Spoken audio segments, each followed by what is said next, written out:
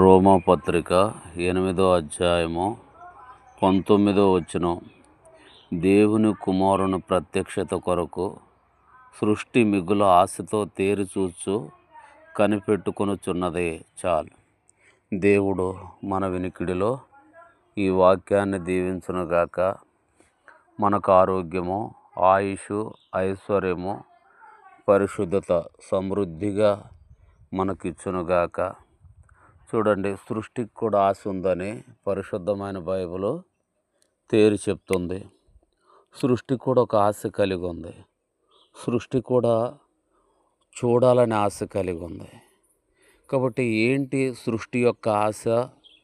ఎవరిని చూడాలని సృష్టి యొక్క ఆశను చూస్తే ఇక్కడ రాయబడి ఉంది. ఏముంటుందంటే, దేవుని కుమారుని ప్రత్యక్షత కొరకు సృష్టి మిగుల ఆశతో తేరిచూచు కనిపెట్టుకొనుచున్నదే. కాబట్టి దేవుని కుమారుని యొక్క ప్రత్యక్షత కొరకు సృష్టి చూస్తుంది.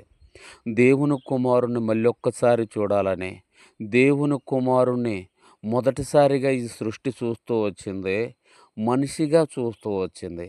ఇప్పుడు రెండోసారి దేవుని కుమారుడు ప్రత్యక్షం కాబోతున్నాడు.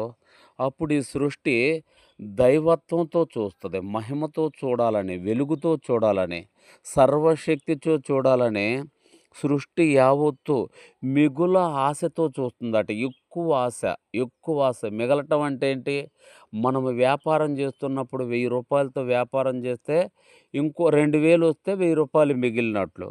కాబట్టి మిగుల ఆశతో చూస్తుంది. సృష్టికి కూడా దేవుని కుమారుని చూడాలని, దేవుని కుమారుడని యేసుక్రీస్తు ప్రభువారిని చూడాలని సృష్టి యావత్తు మిగుల ఆశతో తేరిచూస్తూ కనిపెట్టుచూ మూలుగుతుందట. చూడండి, కాబట్టి మన దేవుడు ఎంత గొప్పవాడో మనం కూడా ఇలాంటి ఆశ కలిగి ఉండాలి. ప్రభువా, ఈ భూలోకంలో నాకు ఆరోగ్యము, ఆయుష్, ఐశ్వర్యము, పరిశుద్ధతే కాదు ప్రభువా, నీవు వచ్చినప్పుడు నిన్ను చూడాలి, నీ దూతలను చూడాలి, నీతో కూడా మహిమరాజ్యంలోనికి మేము రావాలి అనే ఆశతో దేవుని బిడ్డలుగా మనము ఆశ కలిగి ఉండాలి.